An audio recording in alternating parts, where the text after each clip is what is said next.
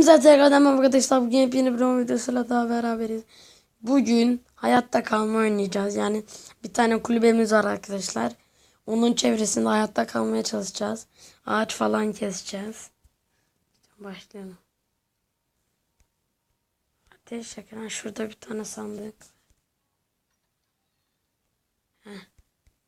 Olta çıktı.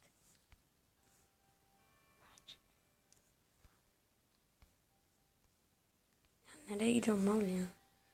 Neyse arkadaşlar gidip hemen odun keselim.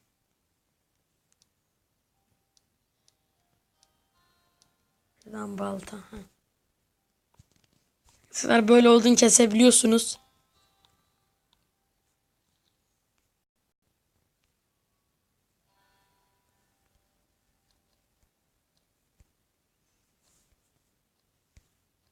Akşamdan önce şuraya odun yakacağım. Ay, odun yakacağım ne çıktı ya. Oraya ateş yakacağım. Akşam oluyor mu oyunda bilmiyorum.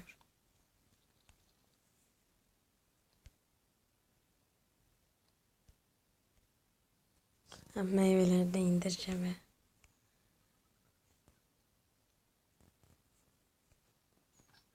Şuraya girilmiyor. Niye?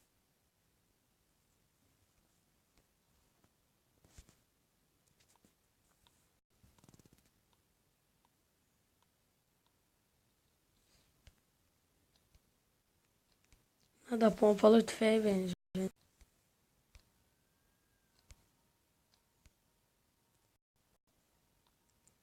Küçük cam.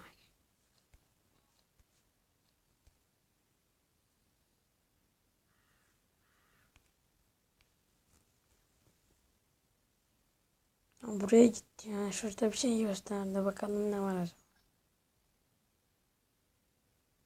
Göl bulsam balık tutacağım da. Ha, çilek buldum. Kesin çilek yani. Vallahi.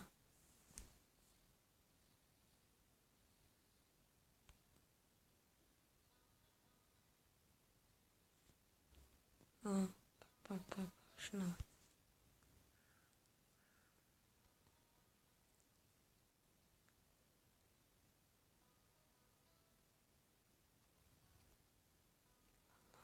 Nereye gidiyor? Şu göl yok mu? Ne oluyor lan? Yine bir şey yükleniyor diyor ama. Ne oldu ben de bilmiyorum. Enerjimiz bitti. Ha, akşam olmuş. Hemen ateş. Çikolata var lan.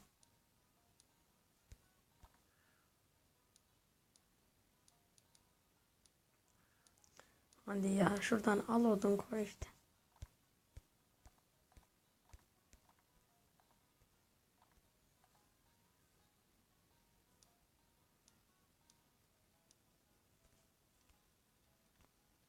Lan kaç lan yanacaksın şimdi.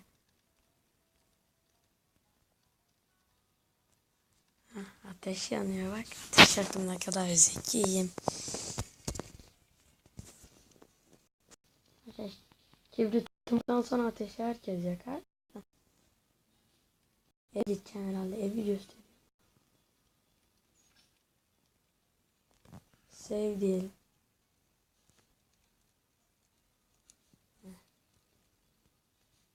Değişik bir oyun arkadaşlar.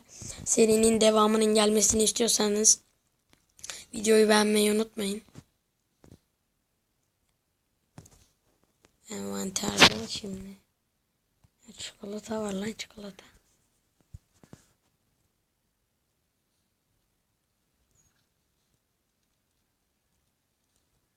Sleep diye uyuyalım. Şu an uyuyoruz. Ha, anladım. Şimdi burada summer yaz ya. Sonra arkadaşlar burası şey olacak. İlkbahar olacak. Sonra kış olacak. Öyle olacak herhalde. Neyse arkadaşlar umarım videoyu beğenmişsinizdir. Aşağıdan beğen tuşuna basmayı sakın unutmayın. Bir sonraki videoda görüşmek üzere. Bu videonun devamını gelmesini istiyorsanız, serisini yapmamı istiyorsanız lütfen videoyu beğenin.